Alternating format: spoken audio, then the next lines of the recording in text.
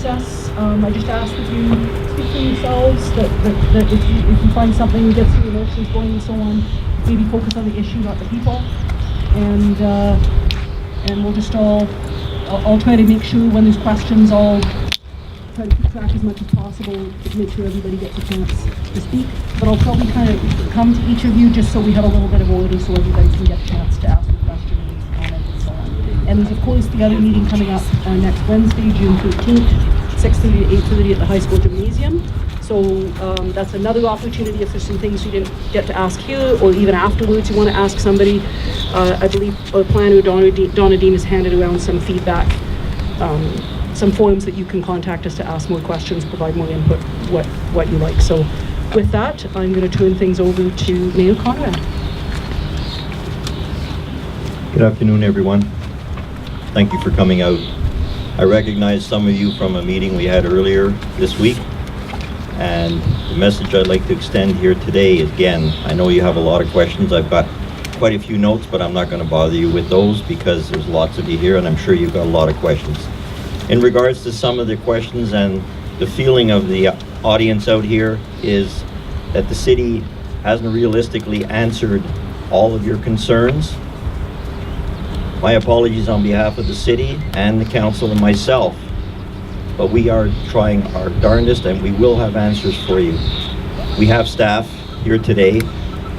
And having said that, I'd like to thank Francis Maka, the Regional District, and the EOC for putting on these meetings for all of you to be able to express your concerns.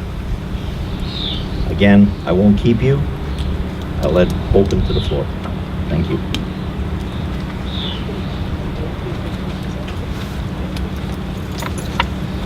So thanks again, everyone, for being here. I know you guys have been through a lot. More? Put it your mouth. Okay, there we go. You can tell that I'm really well versed in how to use microphones.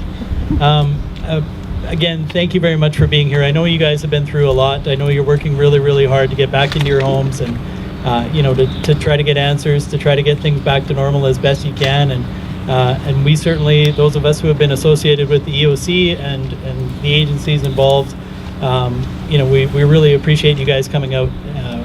So thank you for being here. So where we've come from, everybody knows that we've had a massive catastrophic flood. So we heard pretty clearly from not what we knew was verified by our partners at the province that this was one of the most catastrophic floods in BC history, if not the most catastrophic flood in BC history. I think it's important to note that we didn't lose any lives and we didn't have any serious injuries, and there's definitely something to be taken from that, and we can be thankful for that. About 35 days ago, we asked 3,000 people across the boundary to leave their homes, and we had to do that with only a day to make that happen. And thank you for your cooperation to take care of yourselves and make sure that you and your neighbors were safe. We've had over 500 structures damaged across the boundary, a significant number, and of course yourselves here in this neighborhood and within the city of Grand Forks, significant impacts here, but impacts right across the boundary from Carmi right down to Christina Lake. We've seen really great cooperation from all levels of government. So right from the federal government down to the provincial level, your local municipal partners. This has been, the operation of the EOC has been a cooperation between not just the city of Grand Forks and the regional district, but people from the city of Castlegar, staff from the city of Trail, the village of Warfield, the regional district of East Kootenay, the regional district of Central Kootenay. So there's been unprecedented cooperation in the face of what's been an unprecedented event. So at the height of the Emergency Operations Center function, we had over 100 people in the room each morning for our agency briefing. And so again, it wasn't just government that supported this, but it was every single organization that you work with here in the community. And I think it's important to reiterate that the 1948 flood was a flood of record, and we were 60 centimeters or 2 feet above the flood of record. And so I've said it before, but 4 or 5 inches would have been significant. Full 2 feet was absolutely catastrophic, and there's really there's not a lot that we can do to prepare for that, and I know a lot of you did a lot of sandbagging, you took a lot of precautions, and it's unfortunate that that wasn't enough to help us, but the event was simply unprecedented. So where are we now? The role of the Emergency Operations Center changes. It's really structured around responding to emergencies, and so what we do is we transition from response to recovery. And what's actively happening right now is over this past week and continuing into next week, we'll be building out a recovery team that will be looking after a whole bunch of different functions that help us down the path to recovery. So economic recovery, recovery for individuals, and the human factor consideration, the consideration for the environment, and how do we deal with damage to our critical infrastructure. Things like our flood protection structures, our downtown core, our roads and our bridges and things like that. One of the things that we hope to have in place early next week is an unmet needs committee. And so for those of you who are struggling with either insurance coverage or disaster financial assistance coverage and it's not necessarily meeting your needs, an unmet needs committee is the group that helps link all the different resources in the community together so that we can provide additional support to whoever needs it. We did hire a recovery manager last Monday. That person will be with us for probably about 2 months. One of the main roles of that person will be to also bring on a deputy recovery manager. That deputy recovery manager will be somebody local, so that after the initial recovery manager steps back, that resource stays in the community, and really it'll be somebody that has an in-depth knowledge of the community and how to create those linkages and how to best use the resources of the community. The Resiliency Center that's over at the curling rink will be open for at least until June 27th. After that, I'm just looking for our partners here from the Red Cross. They will be in the community long-term, helping people for as long as they need to be helped. And so, there's still Red Cross presence in the Caribou and in the Thompson regions where they had the significant fires last year. Grand Forks won't be any different in that regard. So, where we're going now, so we've over the last couple of days, we've made some significant requests from the province. We've made at least another $300,000 worth of funding requests from the province. That's in addition to at least, I would say, probably close to $8 million worth of direct response cost funding that we've asked for in the weeks leading up to today. One of the things that we've asked for, and I know is particularly important to this community, and I'll ask Candace Lipset from Ministry of Environment to speak to it a little bit more, is concerns around contamination here in the North Ruckle neighborhood, and how we can work through that process to make sure that everybody feels confident going back into their homes. With that being said, I'm just going to ask some of the partners that are up here to introduce themselves so that you guys can know where to direct your questions and who's represented here today to support you. So I'll pass it off to Candace. Thank you. My name is Candace Lipset. I'm with the Ministry of Environment from the Environmental Emergencies Branch. We mostly respond to large chemical spills like tanker trucks and whatnot, and we do take part in floods that may be impacted with chemical contamination too. Hi, I'm Carrie Dalloway. I'm the coordinator with Emergency Management BC for the Disaster Financial Assistance Program. We have a team of about 15 evaluators here in Grand Forks that will be here for the foreseeable future. Hi there. I'm Jen Jacobson. I'm a team leader with Health Protection with Interior Health.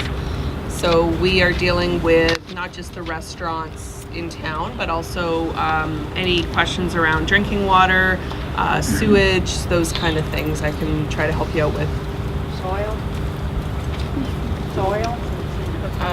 That'll be Candace and I'll both speak to that probably a little bit. Just wondering if anybody from the city of Grand Forks would like to introduce themselves. Dave? All right, so I'm David Reed, Manager of Operations, and I was involved in the EOC during the event as the Operations Section Chief.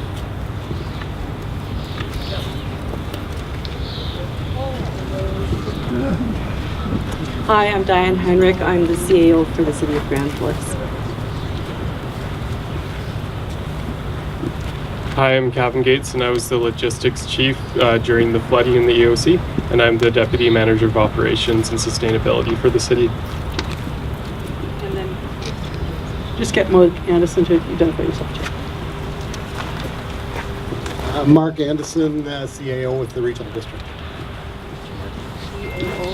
And we also have three of our councillors present here today. Chris Hammett, Councillor Butler, and Councillor Tripp. Chief Administrative Officer for the corporation. You're like the head of all the staff. Yeah. We also have our Director of Area D and from the Regional District, Director Russell. I'd like to see a few words. All right. So I know. Me, I feel like utterly offended if the officials have a hard time introducing themselves. What is that supposed to mean?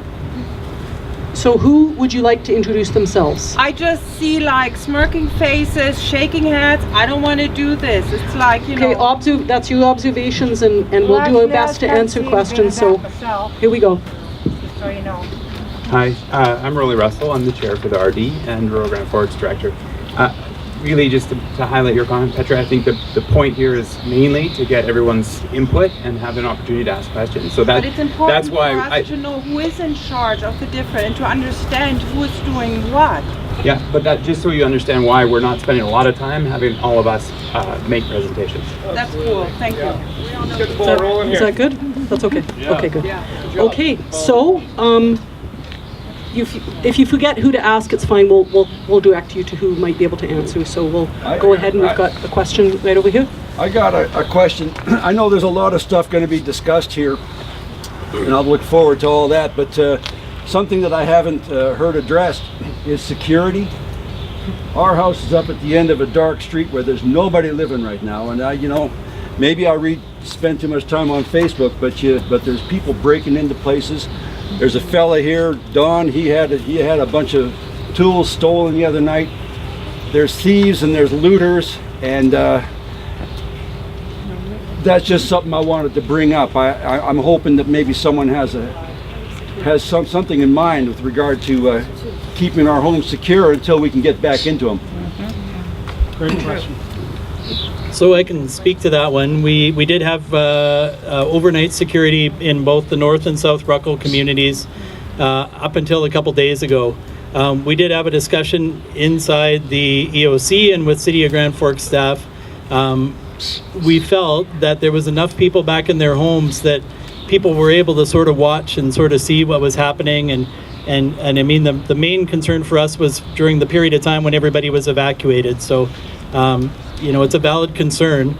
I know that South Ruckle does have a neighborhood watch program, and I'm not sure the status of that here, but I don't think there's anybody back in their homes. There's nobody on our street. Nobody living at home right now. So we're not actually in our homes. fair enough. Yeah, fair enough. At night, that's when the thieves come out. There also is, though, there is Citizens on Patrol, and there's some other organizations like that they don't need to be living in the neighborhood in order to be present. Do you know if they are present? We can figure that out. just wanted to bring Yeah, that up. no, that's a valid concern. Yeah. In regards to this yellow card here on, I think July 31st is far too long to wait for To get our soil samples to be done in North Ruckles. So, like understanding your concern, the big thing that we want to make sure is that we're going down the right path, right? That we're proceeding appropriately and we're making the right decisions, right? So 4 weeks. I know. We need answers now. The Ministry of Environment committed funds to hire a qualified professional to assess sort of like big scope of things, what happened, how much water came through, how much contaminants may have been released, or what was documented about what was released, and what that means in the big picture in terms of water volume as well. And from those cards, with the concerns that go to that email, the consultant or qualified professional is going to collate that information, develop some sort of themes, and then with their research to understand the volume of water as well as the amount of potential contaminants or whatever contaminants that were documented in that water, how that would have played out in terms of quantification and assess that towards guidelines. So if there was reason to believe there was a large contamination, we would be approaching this more aggressively, but we want to confirm that with the big scope and picture first before we move forward with a giant sampling plan. And that research will also inform the sampling plan moving forward. There was 4 days of sewage pumped in from the city to North Ruckle without an escape. And that's an After the average, water went down. That's an average of 2,500 cubic meters close to at this time of year, which would be like an Olympic-sized pool for 4 consecutive When days. you get those comments into that mailbox, We don't, excuse me. Yeah, it's the library. just so, That's it's all 4 we're weeks, getting. that's so much longer. This Wait, is another it's, 7 weeks down the road. the Department of gonna Environment do told something. us they were turning it over to the Forest Lands Natural Resources. That's what Josh from Penticton told us about a week and a half ago. We've tried to get in touch with them and they said, we haven't heard of it.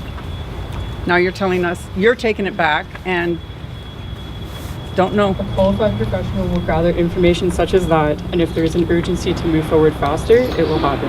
But in the meantime, one question, would you like to buy my house in North Ruckle and raise your family there? Probably about 50 of them are for sale. Yeah. Hey, Those questions will be addressed by this plan, the research that happens based on the I information that's understand where you're brought coming forward. from as a government agency, but this is our livelihood. Time is of the essence. Is So if you could make those wheels turn faster, So- that is essential to the results that we're looking for. What I hear is immense concern about what's happened, what potential pollutants or contaminants have come into the community. I also hear from Candace that based on this flood and the likely contaminants, including the sewage that ended up in the community, from that perspective, the Ministry of Environment has seen this as the right approach, and you could take that in some ways as possible good news. So, am I accurate in stating that? And I know also we have some information about, I know there's, where we're standing right now, there's concerns about other issues, that things that may have come from Interfor, things like that. And Dave, did you want to mention some of the discussions you've had with Interfor as well? Sure, thank you. All right, thank you. So just to assure everybody that throughout the event, we did have Interior Health. I personally took them around to travel through the area, explain the sewer issue and the backup that did occur. And they looked at the re-entry package and felt confident that that would be okay for people to re-enter into the neighborhood. Can you explain to us what the sewage backup issue was? What did you tell them happened? Because we don't know what happened either. Okay. So when the water overtopped the dike, kind of in this section, there's about a 100-meter section. It overtopped. It overtopped.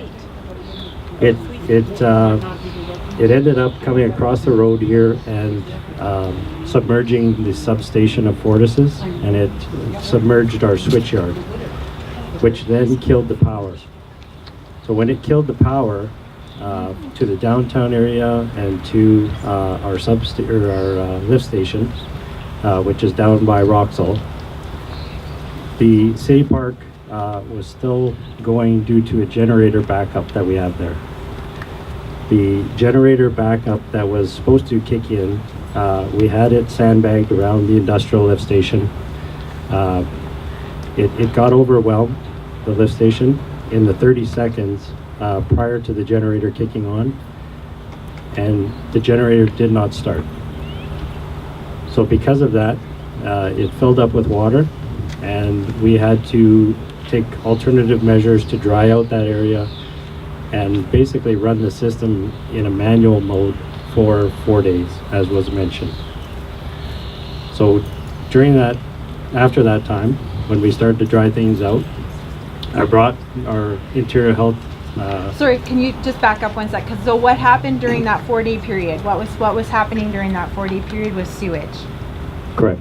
So City Park takes the sewage from the sanitary system, pumps it across the river to the next lift station, which is the industrial lift station. It doesn't pump it into the line in North Ruckle first? It pumps through the line? Into our system here. Right. And then it goes to the lift station by Roxall. Correct. And so all that lift station is down. Yes. And you guys are pumping into our area, into all our lines, and then coming up in their houses for 4 days. Correct. So the lift station stops because there's no power to the pumps. Yeah. It doesn't go from So it keeps that pumping. lift station to the other lift station. Just want to make that clear. Well, it goes through the piping to that lift station. Yes. So it was coming out manholes and in this area for 4 days. Correct. Another question I have about. Can we just finish off? Can we just make sure that we finish with Yeah. does that cover So what you? does that answer your question about Yeah, the? and then you were going to continue on after that with Interior Health. So Interior Health came, we explained the situation, and they looked at the reentry package and they said, we feel comfortable that all flood water is contaminated to a certain degree, and we feel with the dilution and everything that, no added precautions have to be taken. So the dilution of bleach and that would be enough to take care of the contaminants that were pumped in. Sorry, what do you mean by the dilution of bleach? Well, they recommend that you use a certain ratio of bleach to water, and you would spray and disinfect certain surfaces. The garden? Everything? Well, there is an outdoor piece. Do you want me to speak to that Yeah, a little she bit? can speak to I'm Sure. from Interior Health. I Okay. wasn't the one on site, but I was in close contact with her. So I wasn't here. I didn't see this I didn't see it when it was bad. So I apologize. I've been on site a lot since. But one of my colleagues was here and she explained it to me. And as a group, there were a number of us that talked to the medical health officer for Interior Health. And we looked at the fact that all flood water is contaminated. Regardless of what you're dealing with, you're going to assume that there's contaminants in flood water. Yes, it was sewage, but the precautions we gave you to wear N95 masks, to wear gloves, to wear boots, to wash your hands before you eat, to shower before you carry on with other activities, those type of things, those are all the same precautions you take regardless of what you're cleaning up. Okay, so that will protect you. The bleach solutions, absolutely. You want to be, if there was standing water, I think some of you still had standing water, and when I talked to you or when you read the information, you would have seen that you add bleach to that standing water. It will help to kill any bacteria in it. When you're cleaning surfaces, you're also going to use a bleach solution. You don't need to use too much. I don't know the measurements off the top of my head, but it's definitely in the documentation that was provided. And for how long do we have to do this? Well, until you pull out the wet stuff, right? Okay, the wet stuff's gone out of the houses, but how about the yards? So your yards, like Candace said, there will be some detailed testing happening, but my take on the yards as far as the sewage goes is that sewage is natural. Okay, so the dogs and cats and whatever, they use the yards, right? You're normally. So, it's soaked into the ground, right? There's natural bacteria, there's UV, all of that stuff works on the soil. So I'm not concerned about the... Why are you not doing any soil samples? You guys are not... For sewage? I'm not concerned about the soil and sewage. We treat septic systems. Septic systems are in the ground. Yeah. The soil is designed to treat sewage. Come to hospitals, all the... Yeah. Everybody. So those are not bacterial concerns. Those are chemical concerns. So those chemical concerns are what Candace is talking about, and the two are different. You didn't hesitate to say it's okay to go back without any information. They're going to take another 6-7 weeks before they even decide where to test. Your office said it's okay for everyone to go back in. Yeah. You took that on yourselves. You're not the experts. You told us we could go back in. Yes. We're still over there working with mold or with poop dust, I don't know what it is, coming up, and mold all over the place. And wearing the masks. Oh yes, wearing the mask. Do you know that we have an insurance girl that has been doing the we were lucky to get some coverage. She has to throw out all her clothes from working in this area at other houses because of cross-contamination. She can't go to another job in another city. I understand that. You understand it. Yes, and I've told people before that they should not be taking things from one house to another because you're transferring mold spores. You know, we have a note on the door still. I don't want to keep going over it. Interior Health said they needed to come in before we went in. Mistake. Yeah, and your name was on. And it's a mistake on the first day we get back in. And I'm sorry, I don't know how that happened. We had never committed to that because we are not restoration experts. So I also suggest you're not contamination experts either. No. Not when there was this amount of sewage, when there was something from Inter4. In your home, then no. I guess that We would don't- be my yeah. suggestion. Okay. Based on the information we have about the situation, our advice was go back, but protect yourselves. People wanted to do their own renovations. They didn't want to hire a restoration company. So that's, if you're going to move forward with your own renovations, then that's the advice. People have to know, they need to know sooner whether to go ahead, everything's stripped out now, whether to go ahead and finish, or if we can't rebuild, we really need some information before the end of July. I can hear that a lot of concern, and I can hear different issues that come in together too, like rebuilding, and we're going to get to that too. I also hear that based on the volume of floodwater, based on the information that was available when dealing with sewage, what I'm hearing from Jen is that if you take the kinds of precautions that Samaritan Purse is taking, that other restoration companies are taking, and you protect yourselves, that Interior Health sees that as safe measures to take. That's just what I'm hearing. I hear there's still concerns about it. And I see there's another question. Were there any samples taken? None. Of what? Of the water or the soil? None at all. So you're making an assumption.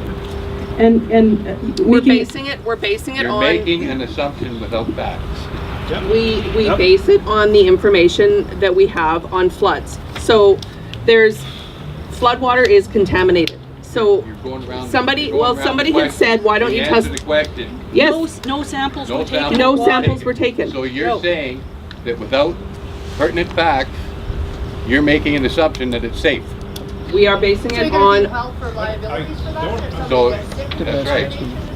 So we can go on your word that it's totally safe. I never said it was totally safe. I said you need to I'm sick protect with yourself. cancer, and you want me to move back? You're telling me it's okay to move back to my house? It says right in the documentation, if you have pre-existing conditions, you should absolutely not be in those homes. If you are in there and you're protecting yourself, then go ahead. So all of that is leaving it in up that to us to documentation. decide. Yes, you're the homeowner. Without information Yes, you're the homeowner. without information from the professionals, which you are, to give us the information we need to make that informed decision on whether we lots of information. It's on all what there. did you do any sampling? So here's the so you thing I don't see. know. So I what can I tell you hear, it was contaminated. I'm going to step in, and what I'm going to say is that I hear that you feel there should have been sampling done right off the bat. I think this whole group The situation is that was not. The situation is that the water left with a lot of things in it. The situation is that you did have sewage in the community, that there is advice about past floods, other information, restoration techniques, about addressing situations like this. And you guys want more information. You want some kind of a program to make sure you're safe and make sure that your homes are safe to go into, and that's what I'm hearing. All around my house, there's still soil that hasn't dried out yet. It's growing. It's like a living, breathing cover over top of my yard that's growing. Okay, and it doesn't matter if you throw sand on it, it'll stop growing. If it's in the sunlight, it just keeps festering and festering and festering. Now you're telling me that's safe? I don't think anyone is saying everything is safe in a flooded area. I think this is what I hear, and I don't know if other people are hearing this. I'm hearing those steps you can take to make sure your exposure to that is minimized. For what? For what? Sorry, what do you mean? Exposure to what? That's what we don't have an answer. Yeah, exactly. Whatever that is. Is there E. coli? Could be hanging around? It's sewage. Okay, is a mask going to take care of E. coli? No. Well, if you don't eat it, you'll be fine with E. coli. So I think we're getting into a whole bunch of stuff here, but what I am hearing what you're saying. Is by ingesting So it. here we go. Sorry, I want to clarify one thing. So when the city of Grand Forks has non-compliance with their sanitary system, so if there's any release of any sewage or whatever, we have to report that. So Interior Health does have those numbers and where they were. So we did provide numbers so that there was some basis. It wasn't just completely shot in the dark. Numbers of what? The volumes. Numbers of the volumes of contamination in different areas. So you're telling us that you took some samples? How did you No, know it's the numbers? We do take samples. How did you know the numbers? We got them sampled and sent away to a lab in Kelowna. Carol? Yep. When was that? And are we privy As to soon as we go for a non-compliance report, we sample upstream, we sample downstream at the site. There's certain. Was there, hey Dave, was there continuous sampling in the 4 days that the raw sewage was put into Ruckles here? Without an escape? Now the river's gone down. As part of that environmental survey the qualified professional carries out, they're going to be reaching out to the Ministry of Environment. We're going to be acting as a technical advisor, providing them with information about permits or operational certificates or industry that has discharge permits with the Ministry of Environment to help understand again what happened and then what needs to happen further on from that.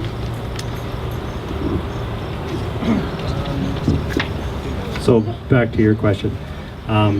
Specifically within Ruckle Edition, no, we did not sample on a regular 4-day basis. Yeah. And I talked to 2 different environmental consultants, and they're shocked that no samples have been taken here. Those are professionals.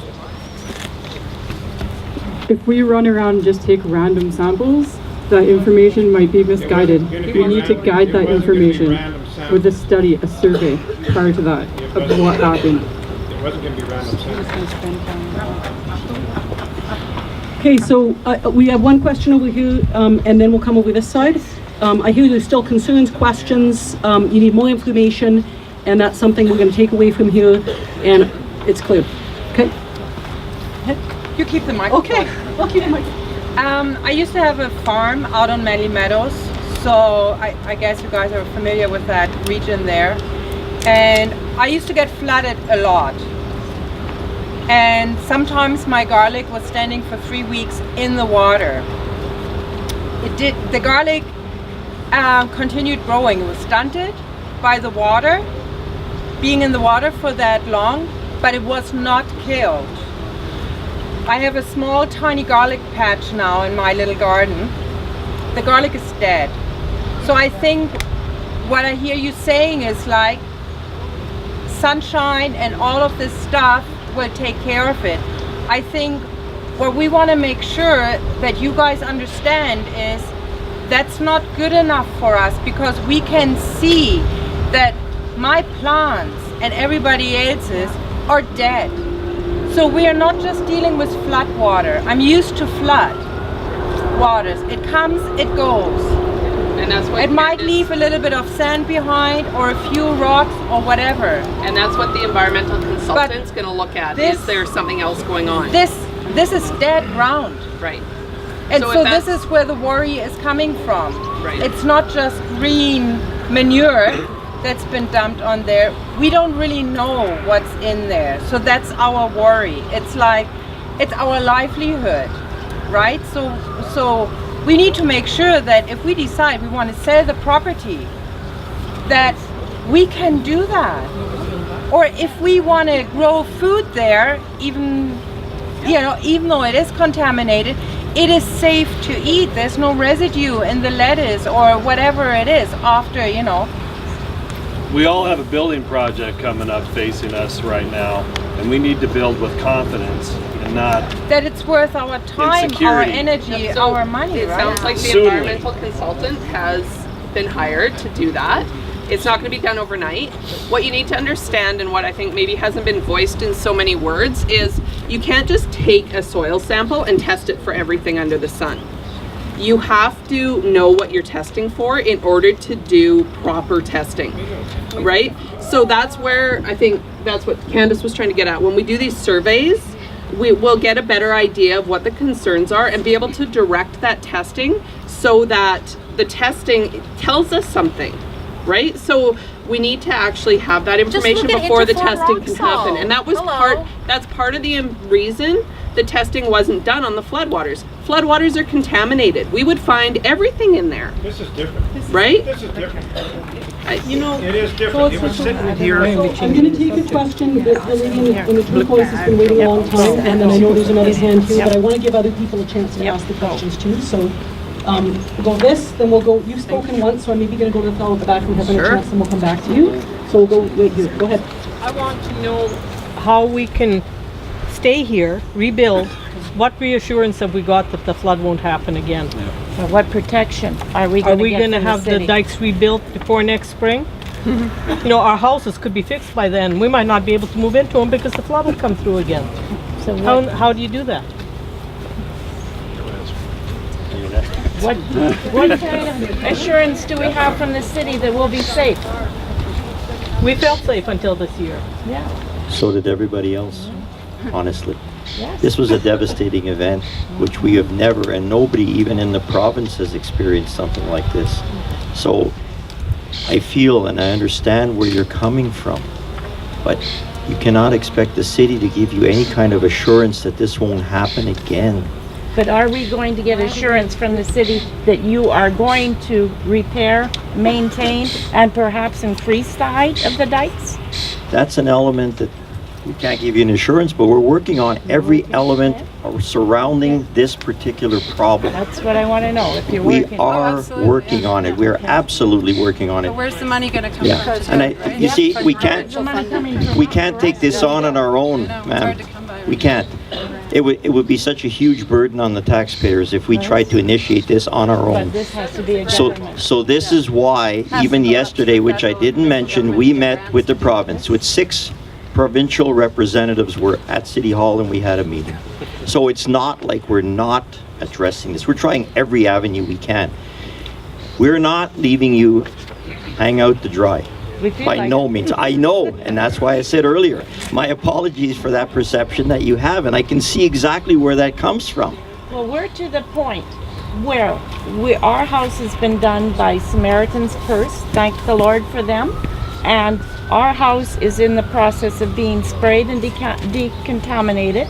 We could start rebuilding, but we're at the position, what do? We don't know whether we should or we should hightail it out of You're in a Grand rock and a Forks. hard place, so I fully understand that situation.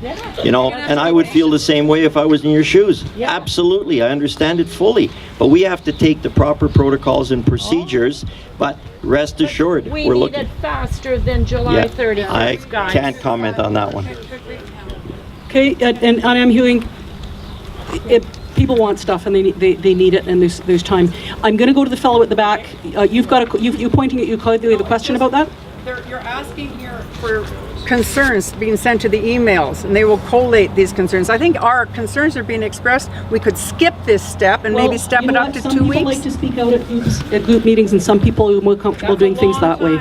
So, yeah, but these codes are for the people who want to add information. Not everybody is an outspoken. This is for soil samples in the area. What concern, we need to know, it doesn't matter if my concerns are. I think the whole group in Everybody general wants would it like done. to see some samples done. Well, and I think it's more of an understanding of what getting it done looks like. And I think what getting it done, scientifically to be accurate, it involves some steps. An environmental, they would start tomorrow if you wanted to pay $7,200 and hire Have them. it done. Those samples hold up in court.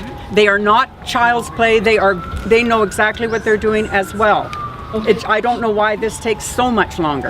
Okay. I hear your question. Fellow at the back in the orange, and then we had another person up here, and then we'll go over here. And we've got about 20 minutes, and we have to move on to South Ruckle. I was just wondering about Roxall, how much pollution came from there during the floods. Because I heard it was underwater too. Yes, sir. Question about whether contaminants from Roxall. We were in communications with Roxall and Interfor throughout the event. I know Interfor was able to move their equipment to high ground so that it was out of the way and no spills were reported. Roxall the area around Ruckle was wet, but I didn't hear of any spills reported from How about Ruckle. JD Towing? So I heard some of their product and all that got wet and stuff. I heard a lot of rumors too, but yeah, I can't speak for the spills because they don't report them to me. From So. from the Ministry of Environment said they were going to go in, and that's when they turned it over to the other group, the Forest Lands and Natural Resources, and they were going to take it over. Josh from Penticton, and he said that they were checking it. They were hoping that Interfor would be forthcoming with what things were in this, some kind of a pond. Now, it's 4 weeks. Somebody must know what was in there, or if there was. And that was just a short time ago. He said that. So My understanding is the water in the pond at Interfor goes through a oil water separator. So when it overtopped the dike, it was on the far end of that. So I can't speak directly for it. It should have been just water from their yard that had been filtered already. But I don't get reports of spills directed at me. someone should get one from them. Surfacing is groundwater. So the Ministry of Environment gets spill reports to the Dangerous Good Incident Report 24 hours a day, and we did not receive any reports from these industries during that time. Did they mention that on a regular basis they have oil spills that are in their basement? In the basement, the water is flushed out into those ponds? I said, you said they have separators. I wasn't aware of that. But I know they regularly have oil spills under their equipments in their basement, and it is pumped out.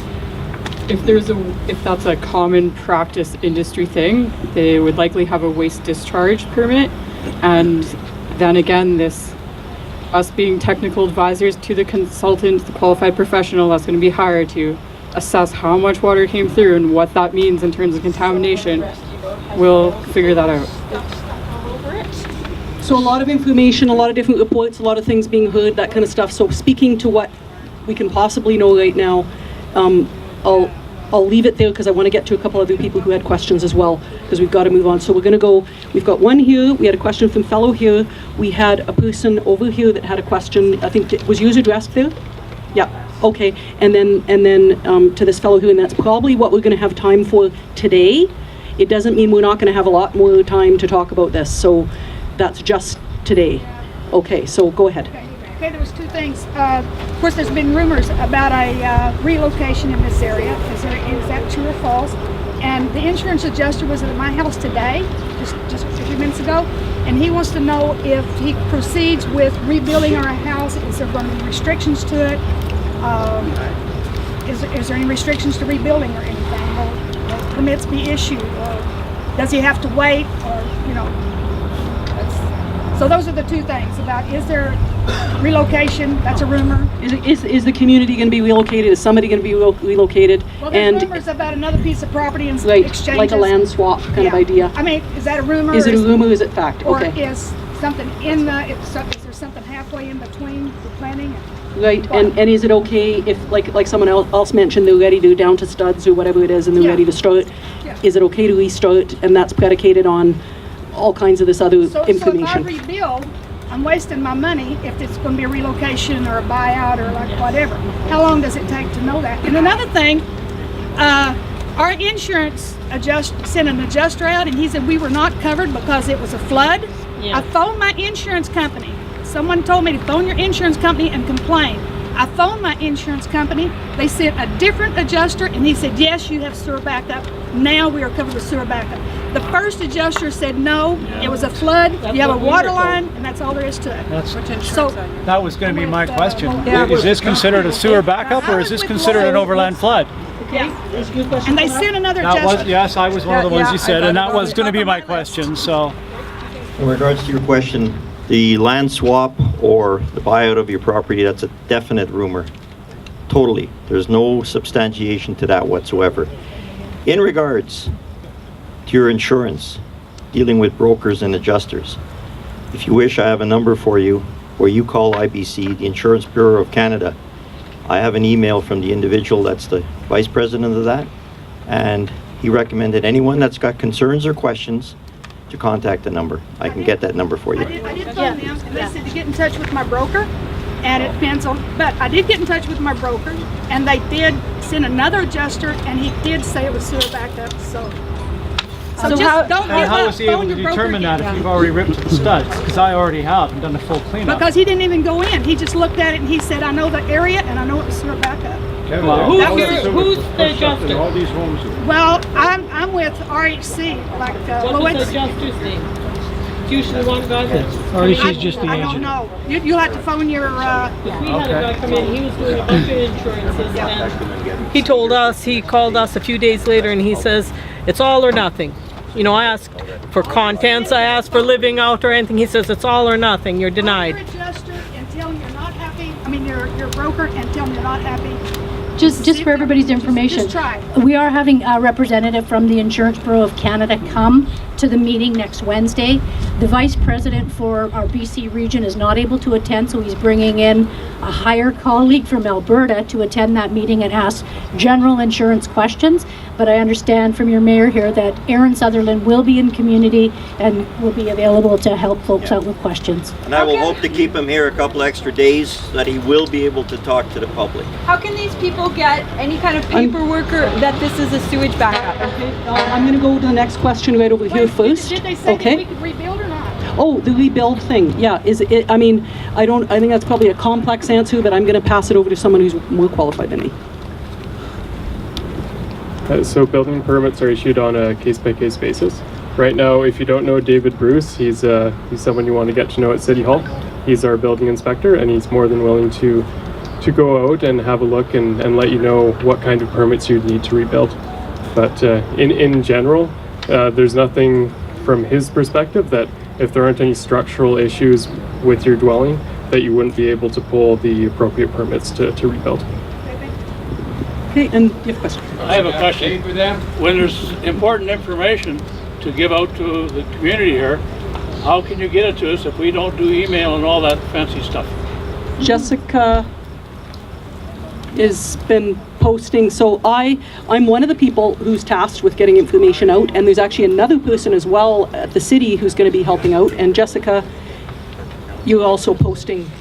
Yeah.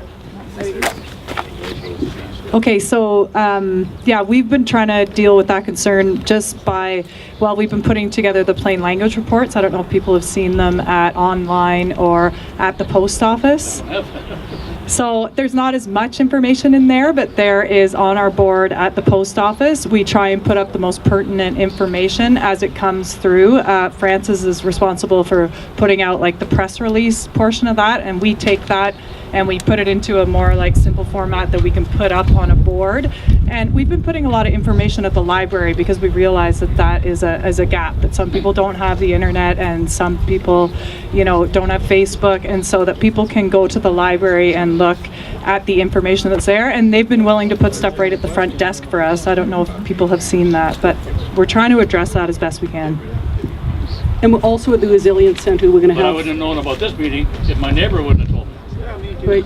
Sometimes it's your neighbor, it's the best source of information, not, it It's takes... posted on the, there's an flood information board right on the fence of the, just right there on Second. Okay, flood information board. Oh, nobody told me that. Well, I mean, I guess using every, and I can tell you, we're using every channel possible. Whether things are posted, published through media, we're doing everything we can to let people know. This meeting is in part to find stuff out. You're here, your neighbor told you, and sometimes that's how information gets around. It takes so many different channels to make sure everybody knows about stuff, but we're working really hard to make sure we are totally transparent and informative. Okay, we had a question. For us to take to our insurance company to say this was an overland flood? Yeah, documentation to take to the insurance company to say this was an overland flood. Sewer backup. Sewer backup. Sewer back. We know it. We don't need documentation for that. Okay, documentation to say it was a sewer backup. Is there any? Is there any documentation to say it was a sewer backup? I mean, that's huge.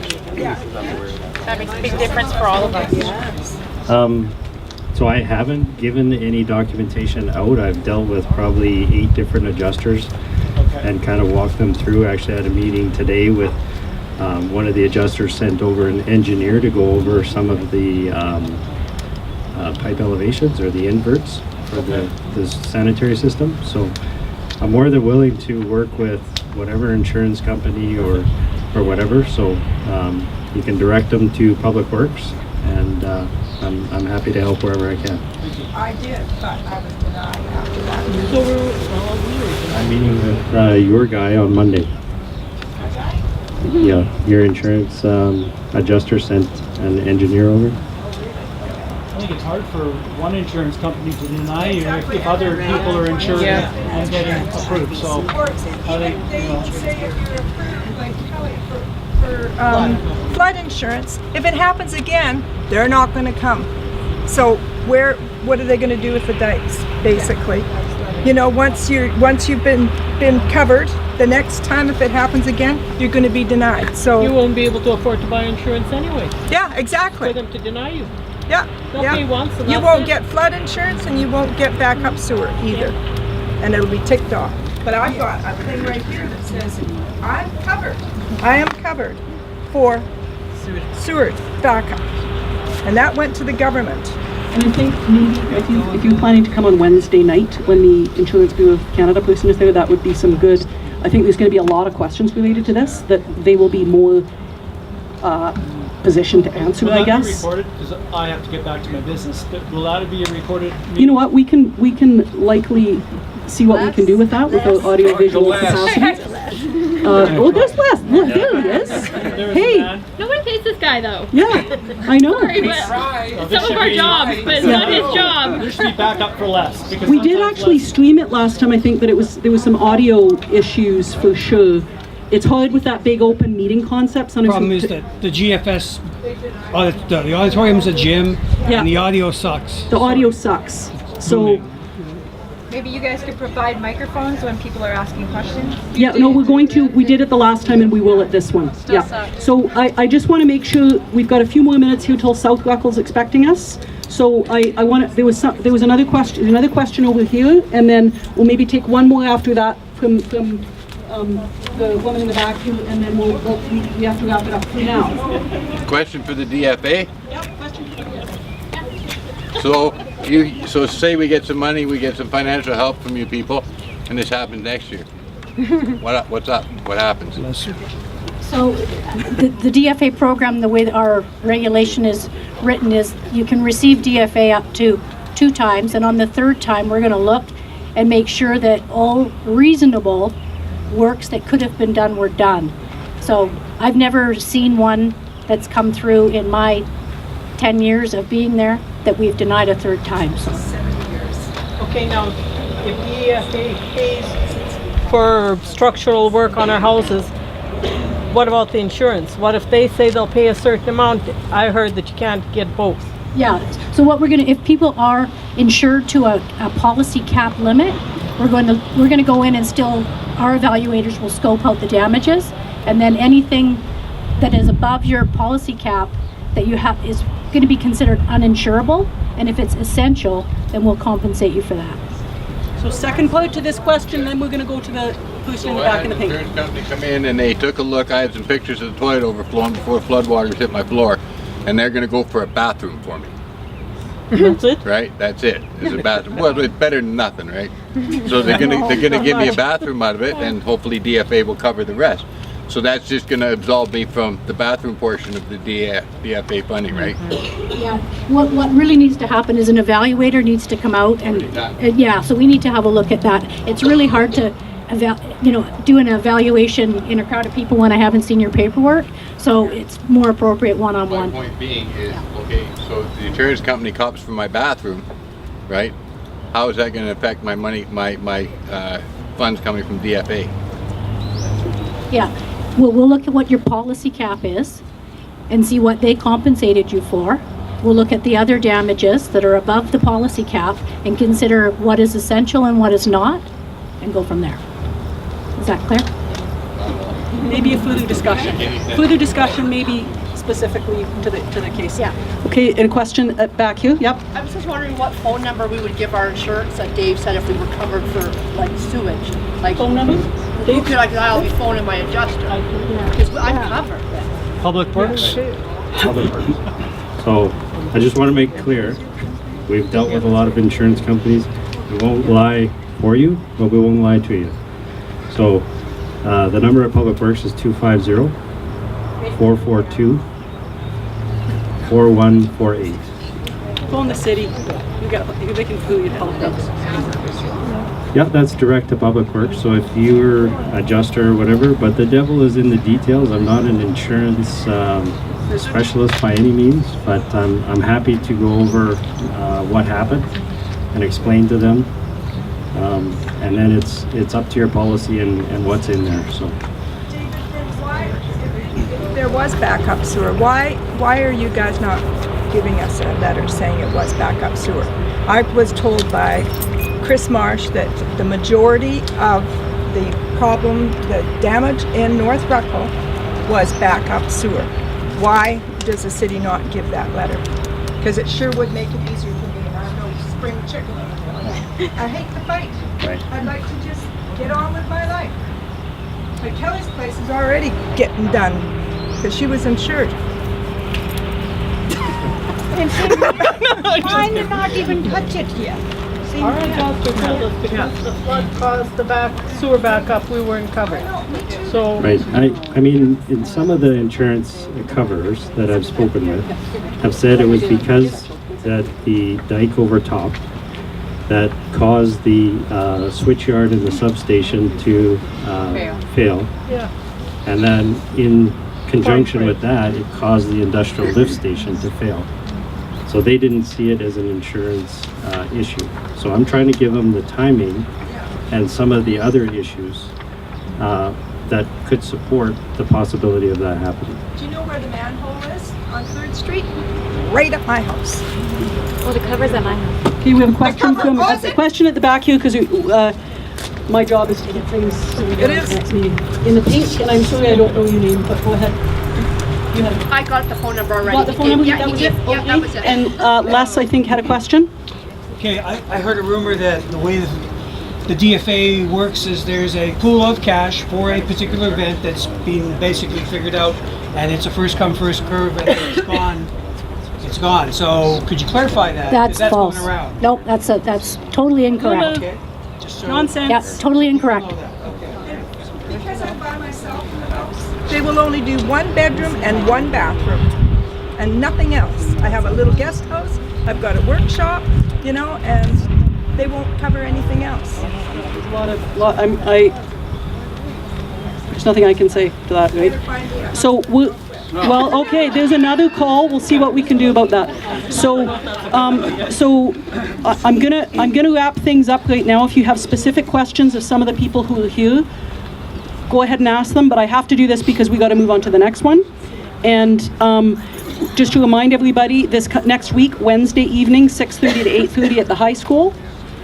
We've got, we're calling it a community update. So we're going to have more people than this and more people with different expertise there. Same kind of a format in a larger scale, I guess you could say. So you'll have a chance to also hear some of the other questions in the community.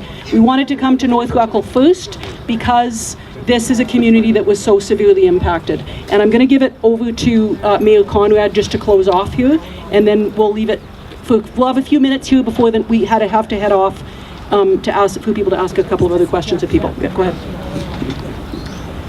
In closing, I'd just like to say again, thank you all for coming. I know I see some faces out there.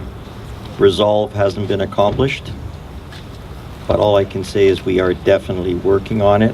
And as we get the updates, as we get the better information, you will get it too. But do not for one moment believe that we are abandoning the situation in any which way, form. We're working on it constantly. And in my own realm, I even take it home. It doesn't go away when City Hall only. Go ahead. In the city park, you've got the sewer plant, right? Is that where it is? Lift station. Why would they build it there, knowing full well that that park floods every year?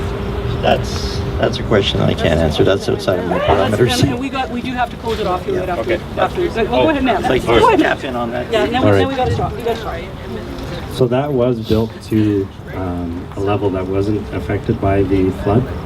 So the old station that was replaced, they raised it, I don't know how many feet, but that station kept going throughout the event. So we have backup generators for power, but it wasn't affected by the event, and it's due to the gravity system has to go to a certain point, and then we lift it and kind of pressurize it to another section. It kept going through the event because if we shut that one off, it would have backed up Riverside and downtown and everybody else. So we tried to keep the effect to minimum area or as small as we could. Okay, we have to go on to the next one. Just quickly, please, I ask all of you, as you did during the course of the flood with the sandbagging, how the community work collaboratively together. Let's all work together now as we go into recovery, because if we need extra voices to approach the province, the more voices, the better equipped we are. So do not work against each other or against any organization, but work together. We will be much stronger with that way. Thank you for putting these meetings together.